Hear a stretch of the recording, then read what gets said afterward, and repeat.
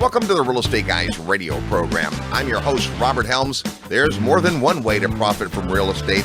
Today, we're going to take a popular idea of renting out a home or condominium not by the month or by the year, but by the night.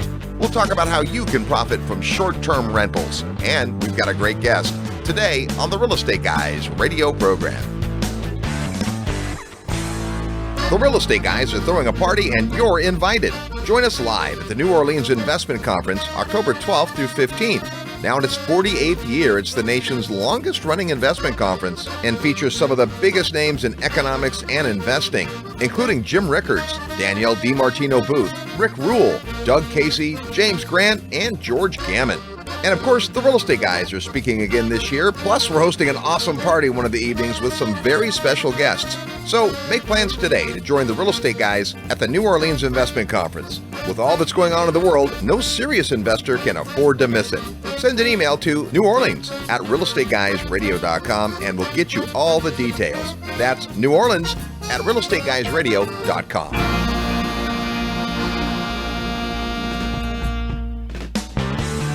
Welcome to the Real Estate Guys radio show. I'm your host, Robert Helms. Co-host Russell Gray is on assignment this week as we head to Jacksonville, Florida, where we'll be staying overnight a few nights. And if you're like us, you travel around, you stay in different places. Where do you stay? A hotel, a friend's sofa, or a short-term rental? Today in the program, we're going to talk about the idea of renting out one of your units, not by the month, but by the night.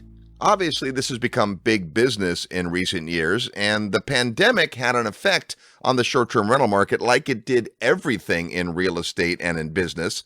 So where do things stand today? Well, that's what we're going to talk about. There's certainly been an increase in travel. I've been traveling a bunch this summer, and airports are full, a lot of hotels are full, a lot of Airbnbs are at capacity. But people don't just travel for vacation. Certainly they travel for business conferences and the like, but more and more people are traveling for extended periods of time. Folks like traveling nurses, attorneys working on a case, people cleaning out their storage unit in another town, folks that want to stay with friends or relatives but not so close, have all become great candidates for short-term rentals. I was at a conference earlier in the year, and there was a gal talking about short-term rentals, and she goes, hey, can we please not call them Airbnbs? It's not like we call the home we live in the MLS. And if you think about it, Airbnb is one of the first movers, is often associated with short-term rentals, but the market is so much bigger than that. Now, there's kind of two ways to play in this market. Number one is to say, hey, I'm interested in earning more from a particular property than I might on a month-to-month basis, and I'd like to find the right kind of market and the right kind of property to buy as a short-term rental. The other opportunity is if you already own single-family houses or condominiums or townhouses that could be used on a short-term basis. Then you've just got to learn a multitude of strategies, techniques, and technology to help you along the way. Our guest today is going to help you understand that. He's been around the Real Estate Guys for a whole bunch of years, and he kind of backed into this business, but he's been doing it a long time, and he does it in 3 different countries. When we come back, you'll meet our good friend Tim Hubbard today on the Real Estate Guys radio program. Real estate investment advice right in your mailbox. Sign up for the free Real Estate Guys newsletter at realestateguysradio.com. If you love real estate and have always wanted to own your own business, listen up. The Real Estate Guys and their panel of experts want to teach you how to go full-time fast in the real estate syndication business. These next few years may go down in history as one of the best times ever to acquire investment real estate. There are deals everywhere if you know where to look and how to assemble the resources. The Secrets of Successful Syndication seminar will show you how to make big money doing big deals from a team of experts that have syndicated projects totaling more than $1 billion. Don't wait for someone to give you a raise or create a job for you. Attend the Secrets of Successful Syndication and learn how to build a team, raise capital, find deals, and make full-time money in 6 months or less. Go to realestateguysradio.com and click on events. All the big players use syndication as a way to diversify risk, optimize profits, and earn big money. You can too. Go to realestateguysradio.com and click on events. Hey, ever wished you could go back in time and do some tax planning? Now you can, just like Marty McFly. Lucky for you, a brand new federal law just made this possible with an EQRP to get tax deductions and reduce your taxable income from last year, so you can use that tax savings to invest in real estate, Bitcoin, gold, even your own business. Whether you're a full-time investor, doctor, government employee, even if you have 5 or 50 employees, the EQRP works and is your secret weapon, and now it's retroactive. Hey, I'm Damian Lupo, and we have your solution. By the way, if you got bad advice and used an IRA for an apartment syndication, you are sitting on a U-bit time bomb. But don't worry, there's a solution, the EQRP. The EQRP company is ready to help you get control of your money, kill U-bit, and help you pay way less taxes. Want to learn more about this strategy? Send an email to eqrp@realestateguysradio.com for my special EQRP report. Paying tax or letting Wall Street suck you dry is dumb. Your first step is freeing your retirement money by sending an email to eqrp@realestateguysradio.com today. This is Gary Johnson, and I'm here to say, listen to the Real Estate Guys. Welcome back to the Real Estate Guys radio program, heard every weekend on this great radio station. Now in our 26th year of broadcast, we're talking today about a really unique niche in real estate that's come of age and is now a proven thing, and that is short-term rentals, the idea of renting your unit, not by the month or by the year, but by the night. Just so happens a good friend of ours does this in lots of different markets in many countries. Welcome back to the Real Estate Guys radio program, Tim Hubbard. Hey, Tim. Great to be back here. Thanks, Robert. Hey, it's good to have you back. It was good to see you at the Investor Summit. It was indeed. That is always a good time. A highlight of the year for sure. This was how many years for you at the summit? This was 7. This was the 7th year. 7 years. All right. Well, I remember when you first started talking about this idea, you had been in a particular market that you liked and had lived in for a while, and then you found another market. So take us through the evolution as an investor when the whole short-term rental light bulb went off for you. Yeah, I started my investment career in long-term rentals, and at one point I was leaving the state that I was from originally, looking for better opportunities or better returns for more long-term rentals. And I was staying in short-term rentals as I was doing my research. I remember looking up the price to purchase one of them and the nightly rate that I was paying. And I'm like, oh my gosh, the potential return on this thing is way more than these long-term rentals I'm looking at. So that's when the light bulb went off, and I just kind of kept down that avenue, and now I've expanded quite a bit. And of course, lots of folks have gotten involved in this space, but an interesting thing that you point out is that a short-term rental doesn't necessarily mean it's a family on vacation. Can you speak to the multitude of uses for short-term rentals? Yeah, no, that's a great point. Most people, they think of vacations when they think of short-term rentals or Airbnb. But the reality is there are so many times, and there's more and more every year, it seems like. Airbnb just created a new way to search on their platform by category. And they have 56 categories just for homes on their platform. Everything from castles to yurts to a category they call OMG, which is literally like there's no name for them. So there's lots of different kinds, and they all have different opportunities. They all have different strengths and weaknesses. Well, I know that a lot of the units that you have are actually set up pretty well for someone who is going into a town to work for a few weeks, or someone who has like a contract kind of gig. So you definitely have people that want to come on vacation and want to live more authentically, have a kitchen, those kinds of things. But also as people are traveling in general, I think maybe even more so for that demographic. If you think about it, I check into a hotel and maybe there's a coffee maker, but I check into a nice condominium where I'm going to spend, a week, and there's a fridge. I could cook if I want to. Mm-hmm. The amenities for the price seem to be a great value. Yeah, I think overall the value is still probably slightly less in hotels, but of course it depends. I mean, there's short-term rentals where you could pay $10,000 a night, and there's short-term rentals where you can pay $50 a night. I think across the board, they are still a little cheaper than hotels. It depends on the use case, though. Most of the time when you're going to see some of the savings is when a family's traveling together, or maybe 2 families, or maybe 3 families all renting the same short-term rental, and they can split it up 3 ways. Yeah, there's a big range in the prices on these things. Now, when you're starting out in this business, how do you get your mind around the pro formas and assumptions? If I'm looking for long-term rental, I can kind of check with the property manager and see what are these houses rent for in this neighborhood. But now I'm looking at short-term rentals, and they're going to rent by the night, and I've got to probably factor a different vacancy rate and all those things. Take us through that. Yeah, there's a lot of different metrics you're going to want to look at, and these are going to change again by the type of property that you're looking at. Some are going to be more seasonal, some are going to book out much further in advance. I would say now it's much easier to do than it was 5-8 years ago. There's a lot of platforms available. The most common one probably is AirDNA.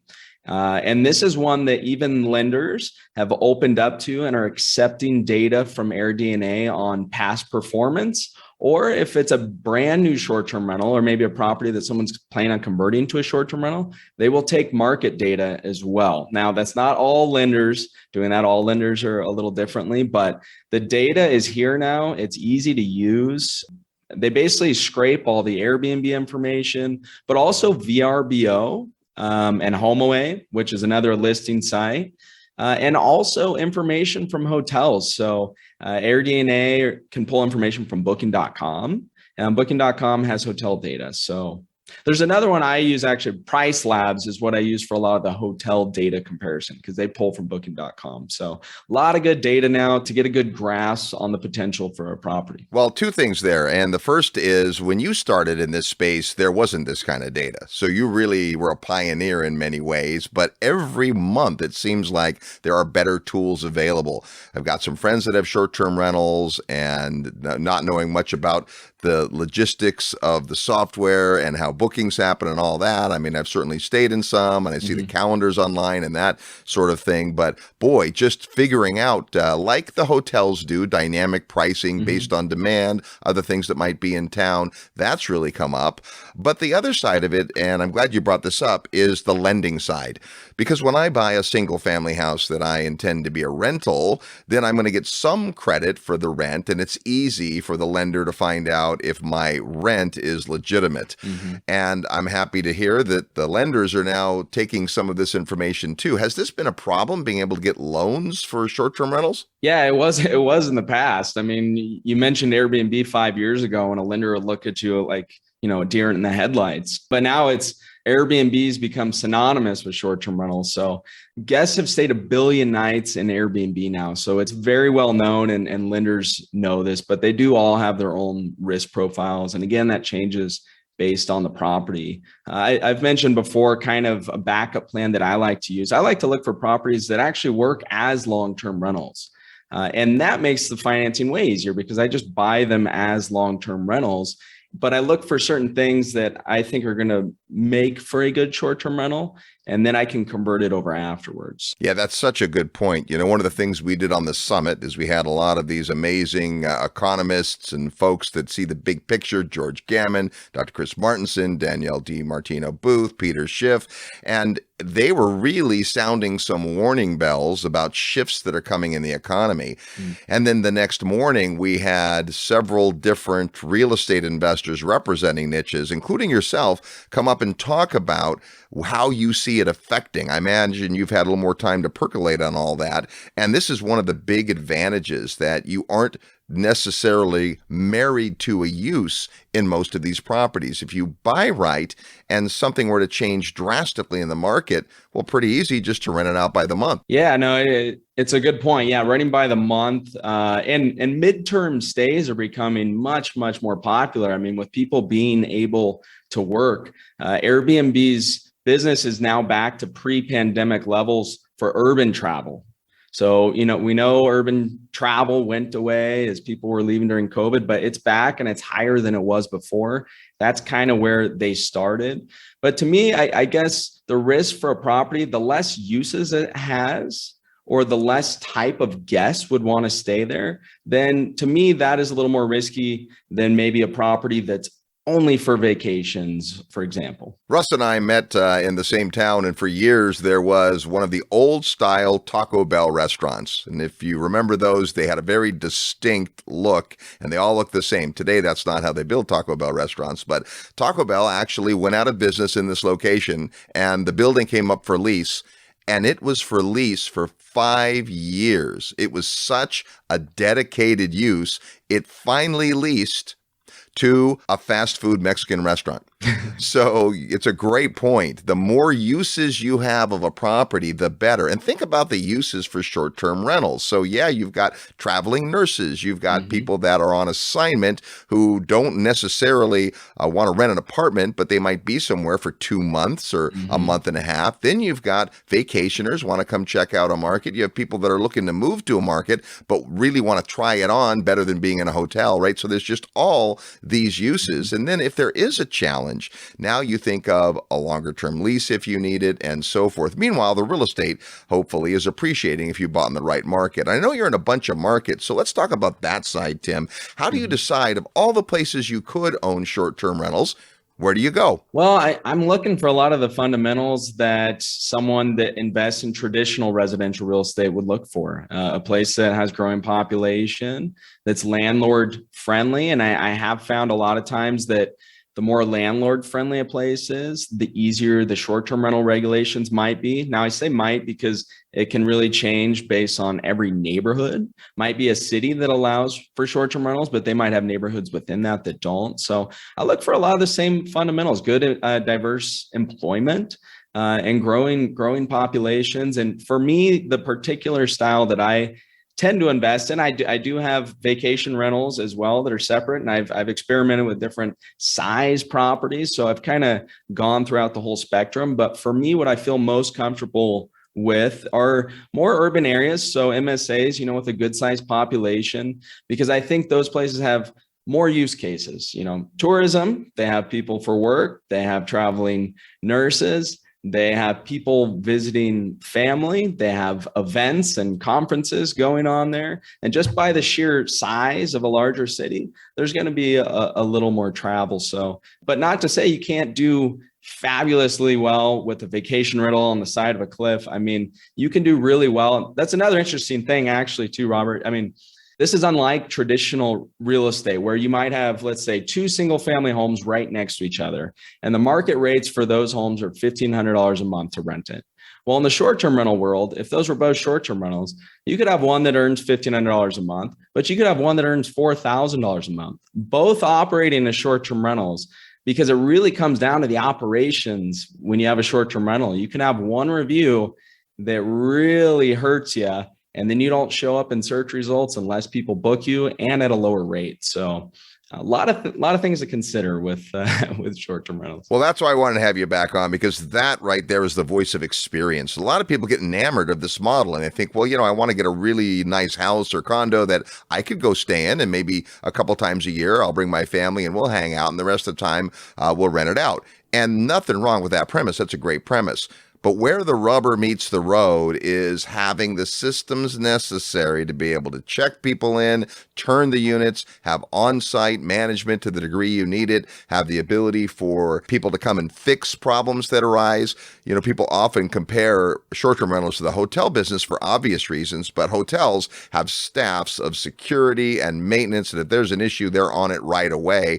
Talk about that part of it, because you've really honed some awesome systems for getting the work done that's necessary to operate one of these units. Yeah, great points there. There's really kind of 2 pieces to the systems. You have the on the ground piece, which is crucial. You have to make sure your properties are clean. So you have to have a good housekeeping team. That could be your own in-house housekeeper, someone you contract with directly, but it could also be a professional housekeeping company. And then you have to have someone for maintenance. So we can't wait around if a guest has an issue and the AC goes out and it's 100 degrees outside.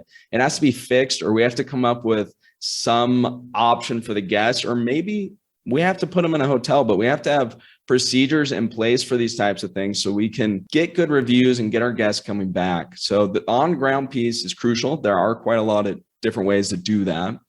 The other piece, which I think is really exciting, is the virtual piece, because it's super scalable. I have properties in 5 markets in 3 different countries, and I can use the same virtual team to manage all of the guest communications, to manage our pricing, to manage our reviews and monitor our reviews, and all of those different little things with one virtual team. So I really like that about the short-term rental space. But that piece is important too. We have to make sure that we're responding really quickly if a guest has a question for us. Now, ideally, we've answered all these questions for our guests before they've actually showed up. And we can do that by making sure we have a really strong listing, or we send them a guidebook. Usually when someone starts with a property, they do the best they can to put it up, and a couple questions maybe they didn't think of trickle in afterwards. And as long as you handle those questions and you put something in place so they don't come up again, well, then you can do really, really well with short-term rentals. I guess it's like anything. The first one or two are kind of clunky. You got to get your mind around it. But I think this niche, maybe more than others, is one where economies of scale really do play out. The more units you have, the more professional team you can align yourself with. There's obviously better use of their time. And we'll talk about scaling up when we come back. Tim's got some great ideas about that. Our guest is Tim Hubbard. We're going to talk about short-term rentals and how you can get into the business when we come back. Plus, we'll play real estate trivia next. You're tuned to the Real Estate Guys radio program. I'm your host, Robert Helms. Live nationwide, you're listening to the Real Estate Guys. Find out more at realestateguysradio.com.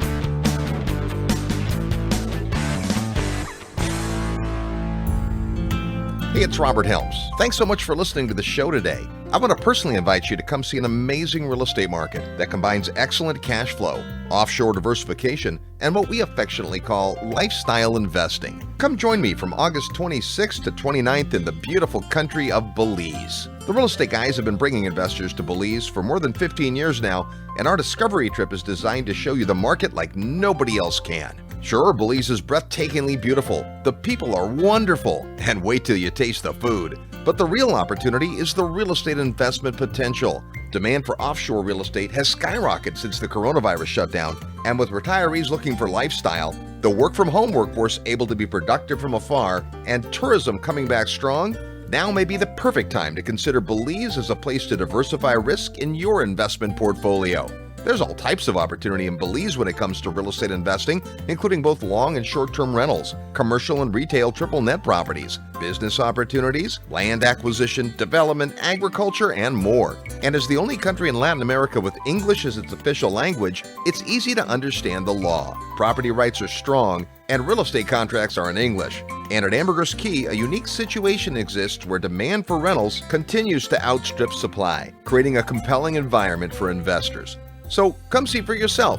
Join me in August in Ambergris Caye, Belize, as we study the market, learn about the sustainable drivers, and tour lots of beautiful real estate. And like all of our field trips, there are no properties for sale during the weekend. Rather, you'll meet lots of local providers that will help educate you about the market so that you can follow up with them after the trip if the market is interesting to you. You've heard about Belize and the Real Estate Guys for all these years. Now come see what all the excitement is about. Plus, we'll have lots of time over meals and activities to talk about all things real estate. To get the details, go to the website at realestateguysradio.com and click on events where you'll find the Belize Discovery Trip. Once you register, you'll get information about our group hotel rates as well as travel details. So join me in Belize, August 26th to 29th. It's a beautiful country with lots of amazing possibilities, and the only thing missing is you. Go to realestateguysradio.com under events, and I look forward to seeing you in beautiful Belize. Hi, this is Mauricio Raul, founder and CEO of Muir Law Group, and you're listening to The Real Estate Guys. Welcome back to the Real Estate Guys radio program. Thanks for tuning into the show. Hey, if you ever wanted to do bigger real estate deals using other people's money, or if you want to passively invest alongside seasoned operators, then come on out to the Secrets of Successful Syndication. If you've been listening to the show for a while, you know we do this event twice a year, and the next one comes up mid-September. For all the details, just send an email to syndication@realestateguysradio.com or go to our website at realestateguysradio.com under events. We're talking about short-term rentals where there is opportunity and what you need to learn. Before we get back to our interview with Tim Hubbard, it's time to play real estate trivia. That's your chance to win a prize by knowing the answer to our trivia question, which is kind of related to Tim's story. When you hear the question and think you know the answer, send your best guess to trivia@realestateguysradio.com. Include your name, the answer to the question, and your mailing address. The first person that gets it right gets this awesome book called Resilience, Turning Your Setback into a Comeback. It's a collection of awesome stories, including one from Tim Hubbard. That can be yours if you know today's real estate trivia question. Last week we had Chris Funk on the program. We were talking about Florida, And here was our trivia question. Ocala, Florida is known as the horse capital of the world. Well, when did it become that? When was it named the horse capital of the world? Well, why the horse industry started setting up shop as far back as 1943, the name actually originated in 2007. And boy, has it grown up. Here's our real estate trivia question for this week. One of Tim's primary short-term rental markets is Memphis, Tennessee, and that's where he holds his trainings. There are several institutions of higher learning in Memphis. Which one is the largest? Yeah, name the largest university in Memphis, Tennessee. If you know or just want to guess, send your best guess to trivia@realestateguysradio.com. Trivia@realestateguysradio.com. You'll need to send us your best guess, plus your name and mailing address.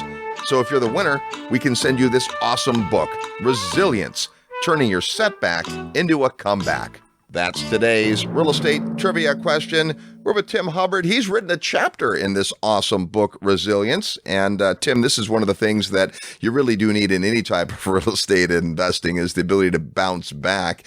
And you've done a lot by trial and error. Now, you mentioned before the break that you have 5 markets you're in 3 different countries. So let's talk about that. People are very centric to their country. I have listeners in over 190 countries. So if someone's listening right now in Mexico, they're thinking about this through the eyes of owning property in Mexico. If someone's in the U.S., they're thinking the U.S. But you've crossed borders to do this exact business. What are the considerations there? If I'm thinking about investing in a property in another country and I want it to be a short-term rental, what else do I have to think about? Well, I think before we think about operating as a short-term rental, we have to think about actually acquiring it first. And every country is different. I would say for the most part, financing options aren't really available for foreigners. So you have to keep that in mind. And we also, I'm in Brazil and Colombia outside of the US, and they do not have an MLS. So if a property becomes available, we're not really going to know about it unless we have someone searching for us. Now, they do have platforms online that have properties listed, but you might go on there and find a property that was sold 5 months ago and they still have it on there. So it's nowhere near as transparent as it is in the US. So that's the first thing. It can be difficult to find. I would highly recommend using a good lawyer, especially if it's in a country where you don't speak the language. But then outside of that, as a short-term rental, we can use a lot of the same data tools to underwrite one of these properties or to do a pro forma on. We can use AirDNA in lots and lots of different countries because there's lots of short-term rentals. I think Airbnb has properties. They've about 6 million in their inventory in like 100,000 cities and towns and 200 countries, something like that. So there's data all over which we can use to make sure it is a good potential investment. But then the management can be different as well. Again, if you don't speak the native language, you might want to consider hiring a manager to help you out with that property. Now, doesn't mean you have to hire them to do all of the management. Maybe you hire them to do the housekeeping and the maintenance, but you want to control the, the communications or your pricing. So it's another nice thing about short-term rentals compared to long-term rentals, where long-term rental, it's usually, you pay X%, they handle it all, which can be nice, very passive. Yep. But short-term rentals it's a newer industry. So we can do part of it if we want, or we can pass off the whole thing. So lots of options there when it comes to management. Well, here's where I've seen you excel is because you are in more than one market. You have a compared to what, but you're not in so many markets that you lose track, right? You're strategic about it. And you have developed these systems and protocols and practices, mostly from experience, right? We actually had you on Halloween Horror Stories about one of these. But for the most part, it seems to me that you have a lot less issues in this space than people would think. Obviously, people have recently talked about this idea that you can't do the party house anymore. Is that a structural change at Airbnb that you can't rent out a unit just to host a big old rager? Yeah, they don't want people throwing ragers in Airbnb properties either because it's bad for their reputation. It intimidates other potential hosts from joining. So they did come up with a rule. I believe you can't rent a property for more than 16 people. And during certain holidays, so they also vet all of the hosts and guests. In the US, they do background checks on all of them. I don't know how extensive that is. It's in their best interest to make sure that they have good guests aligning with good hosts. But they also have some extra protection on bigger holidays. So they ramp up their vetting or whatever it is they're doing to try to ensure that people aren't having issues. But along their protections, along with the protections they offer, there's so many ways to combat potential parties and potential damage with cameras and noise monitors and all these tools that have developed to help hosts and to help investors protect their properties. So it's only gotten easier. And I think one of the exciting things about short-term rentals too is that when you do have an issue, you can correct it, right? And then that issue, hopefully you learned your lesson and it doesn't happen again. But if you can do your research and you can get good information, most all those things can be prevented before they even happen. It looks like the demand has come back strong across hospitality, especially for certain niches of travelers. We just did a big conference in Las Vegas, and I was talking to one of the team members from the hotel, and he said, well, we've only had 2 conferences of this size since the pandemic opening, and this is a big hotel. Mm-hmm. It's like, wow, not as many business travelers. But as you mentioned earlier, the leisure traveler and the urban traveler, those are coming back, and I think there's a pent-up demand for travel in general. And if folks can get their mind around the fact that short-term rental doesn't mean vacation necessarily, it's traveling to see your friends. Imagine you want to go spend time with a family member, their house is too small to hold you. You can go to a hotel, but what if there's an overnight rental right there in the neighborhood? There's so many ways to use this product. It can be overwhelming. One of the things you did a few years ago is you started training people on this. And of course, we were very encouraging of this. Anytime someone does a good job at something, it's like, that's who should be teaching it. And I know it wasn't your initial plan, but now you do these workshops that help people understand everything you've talked about plus more. Tell us how that works. Tell us about the training that you do, Tim. Yeah, it's great. I've been doing one a year now. So I fly back from South America where I spend most of my time, and we go through my whole operation. So we go to one of the markets where I have quite a lot of properties in Memphis, and we go through literally my whole business plan and all the things I've done to protect my properties. But then the fun part, we get on a bus and we go view some of my properties actually in action. So it's my start to finish process, everything I've learned.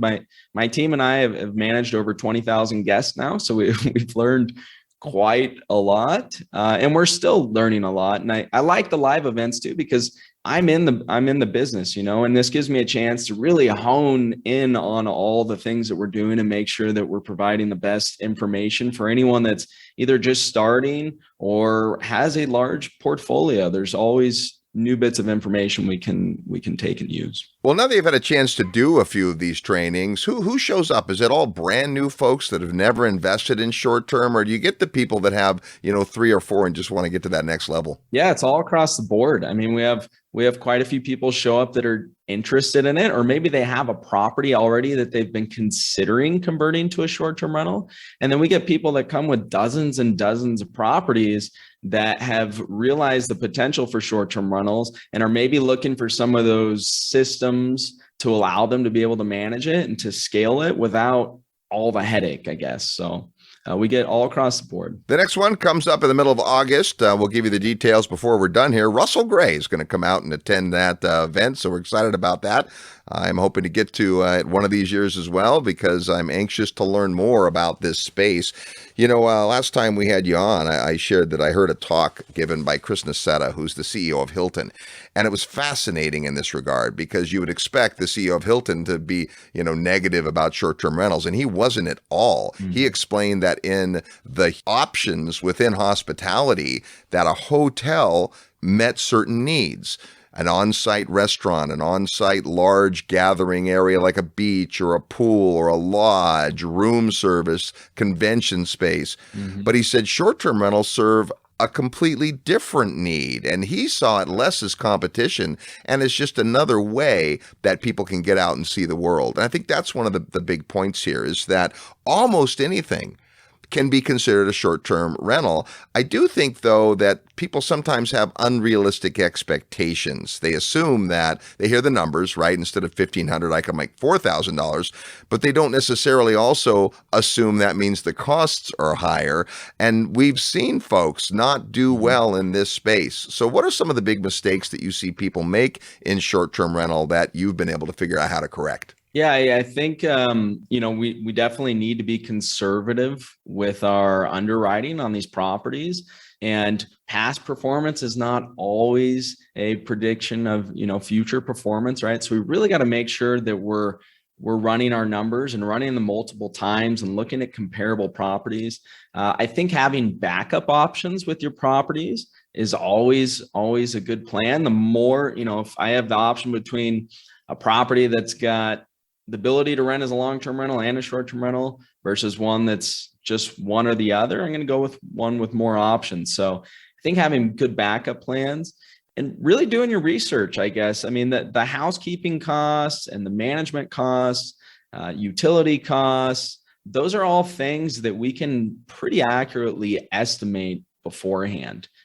Furniture costs, again, we got to make sure that we're accounting for furniture, and depending on the size of the property, that can vary a whole lot. Depending on the type of furniture that you buy, it can vary a whole lot. That's one place where I see a lot of people overspend, and you don't necessarily see a really good return on your money from buying a $10,000 couch versus buying one that costs $1,000.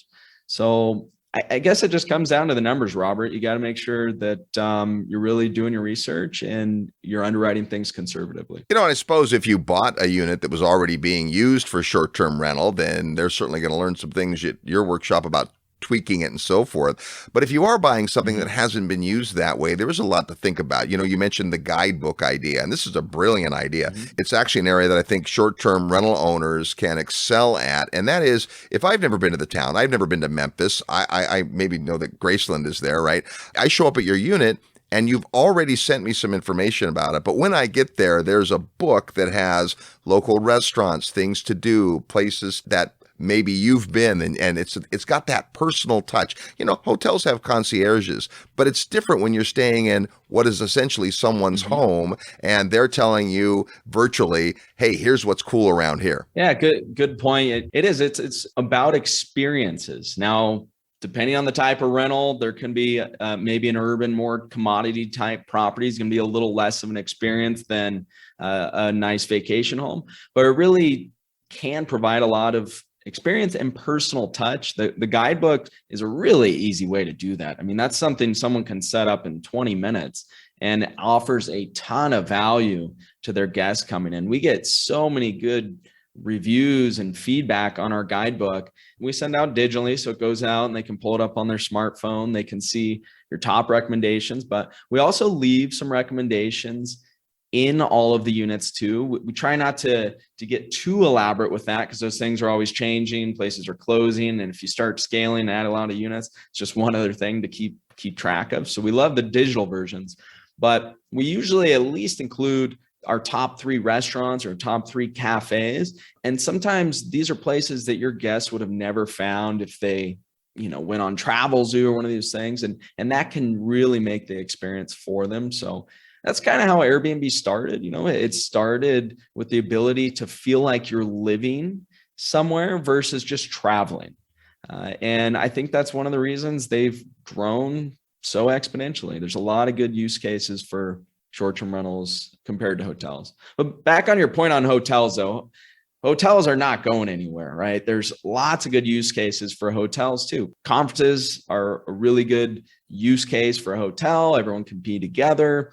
There is a level of service in the hotels, like you mentioned. I mean, there's staff there working. I think a good place for opportunity for someone really trying to scale and take this to the next level are some of the hotels that are being built that sort of offer both. So they have traditional hotel rooms, but they also have rooms that people could stay for extended stays. So maybe they have kitchenettes, they're a little larger, maybe they have a couch in there. And so I think that there's a lot of opportunity, and the way that we're developing properties now is changing slightly, ever so slightly. Hey, Tim, you put together this awesome guide, a free report on our website called Your Guide to the Ultimate Short-Term Rental Property Returns. We'll tell folks how they can get that in a minute. Sure. But what are they going to learn in this report that we haven't talked about already? Well, it sort of talks about what I look for in a property, the fundamentals that really the foundation for having a good property, and then also what's going to make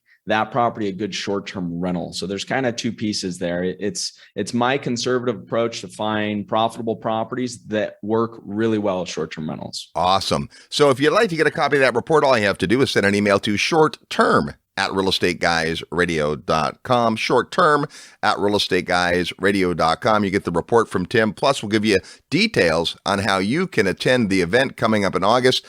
This has been great stuff, Tim. Thrilled that you're sharing your knowledge with folks through this 2-day plus event coming up in Memphis, Tennessee. It's great to see you, and thanks for being back on the program. Thanks for having me, Robert. There's Tim Hubbard. More when we come back. You're tuned to the Real Estate Guys radio program. I'm your host, Robert Helms. Need help with your real estate investment portfolio? Check out the resources page at realestateguysradio.com.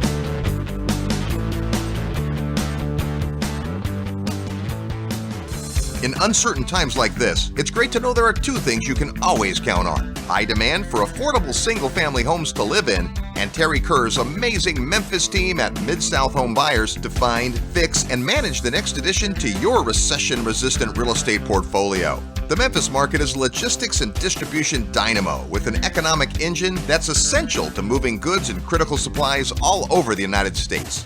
Quality rehab, proven profitable property management, affordable rents, and solid ROI make turnkey property investing through Terry's team a dream when it matters most. To learn more about Memphis and Mid-South Home Buyers, send an email to midsouth@realestateguysradio.com. That's midsouth@realestateguysradio.com. For thousands of years of human history, silver has been recognized as money. Then in 1965, the United States took silver out of the financial system. But did silver stop being money? Smart investors don't think so. And ever since, when there are concerns about the quality of the currency, alert investors seek shelter in silver and gold. As the size and frequency of major financial crises grow, silver is attracting a lot of attention.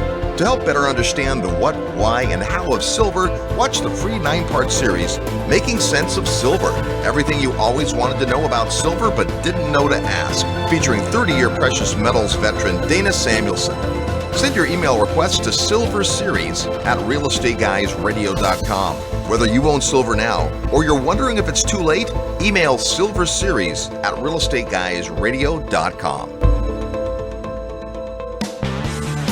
Hi, this is Kim Kiyosaki. I'm the author of Rich Woman, and you are listening to The Real Estate Guys. And welcome back to the Real Estate Guys radio program. Thanks for tuning into the show today. Hey, if you're interested in learning more about short-term rentals and Tim's awesome training, all you have to do is send an email to shortterm@realestateguysradio.com.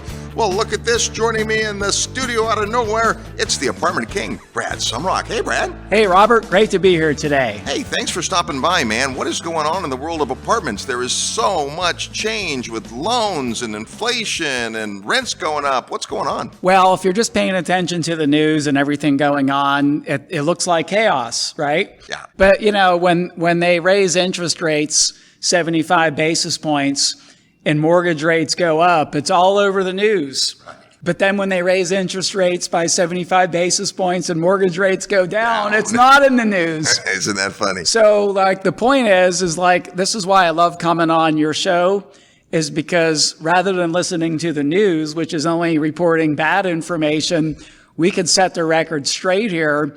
And, you know, for years or for months, well, for many people, it's been years of people saying there's going to be, you know, a time where you need to have dry powder to put it into the market. Well, this is that time because apartment buildings are for sale right now. Yeah, and you know what's great about apartments, well, I don't have to tell you this, but forever it's been the best place to get financing. And if you think about that, it's because lenders want to eliminate as much risk as possible.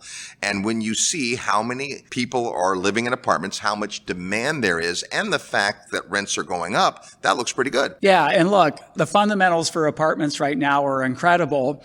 There is a headwind right now, and that's the debt markets. But see, what's happened is people that have been in the business, and we understand the business, and we're not just looking for the, quote, hot opportunities, right? And by the way, there are a lot of hot opportunities in apartments because we've been waiting for this day where maybe that's shifted into a buyer's market, which it has. So, for years, it's been like, hey, you know what? Don't catch a falling knife. There's a recession. And then during the whole economic expansion, it was, hey, we're at the top of the market. Hey, we're at the 8th inning of a 9-inning ball game. Hey, we're in extra innings. Hey, now it's a pandemic and nobody's going to pay the rent. So there's always been naysayers for the past decade. Yeah. And the thing is like, so yes, there is a little bit of a headwind right now because in the first quarter of this year, getting debt was like the easiest part of doing a deal. But then the naysayers were like, well, prices are too high. Cap rates are so low. It's too competitive. Well, now the deals that we used to see that were getting 30 offers and 6 in best and final and driving the prices up, now we're seeing like 3 offers and maybe not even having a best and final. And those terms that were very friendly to the seller are becoming more friendly to the buyer. And just as an example, Robert, there was a deal that a good friend of mine that was going to sell this deal. He had it ready to hit the market in April, and it was going to go out at $28 million. And it probably would have sold for north of $28 million because that's the market that we were in up until April of this year. That deal just went under contract for $23.5 million. Yeah. So that's 12%. Now that's a big deal. Okay, it's the same deal. And look, the rent growth is still just as strong as it was last year. The occupancy is just as strong as it was last year. The gap between home ownership affordability and renter affordability is growing, not declining. So all the fundamentals are there. CoStar just came out with a report saying there's going to be an apartment unit shortage of 4.3 million units until 2035. So this is the opportunity that people have been waiting for. And again, the only headwind is the loans are going to be a little lower, loan to value.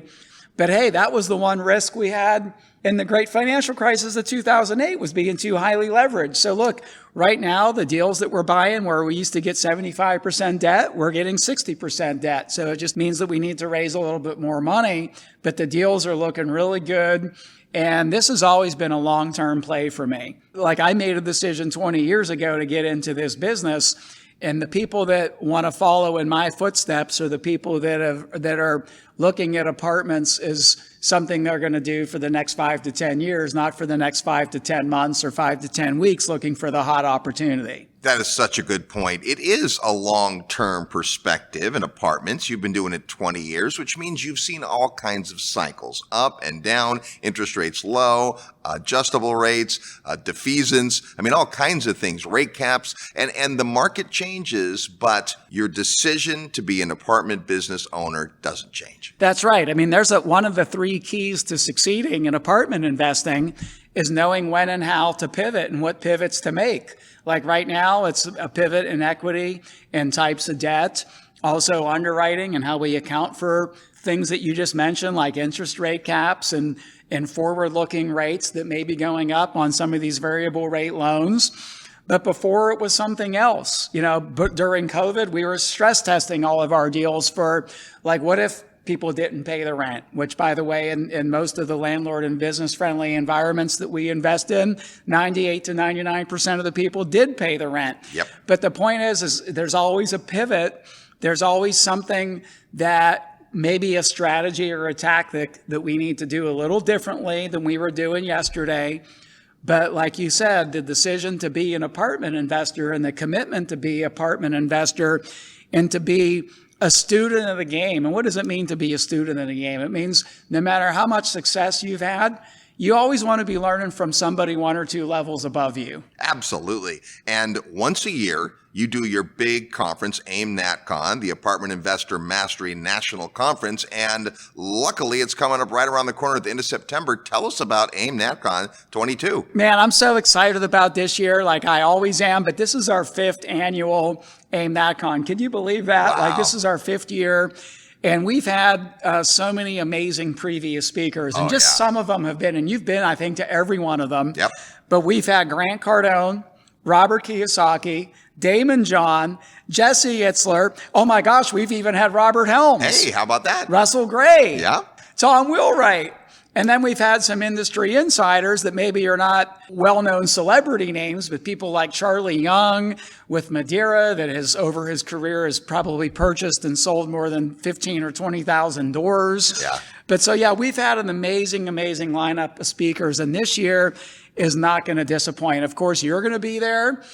We just announced Ed Milet. Yeah. I mean, Ed is incredible. Like, and he has a new book out. So everybody that comes to the event, I'm going to gift them Ed's book called The Power of One More. And that book has already made a big impact on my life. And oh my gosh, we haven't even announced all of the other speakers, but I can tell you, Jesse Itzler will be back again, and he's a crowd favorite.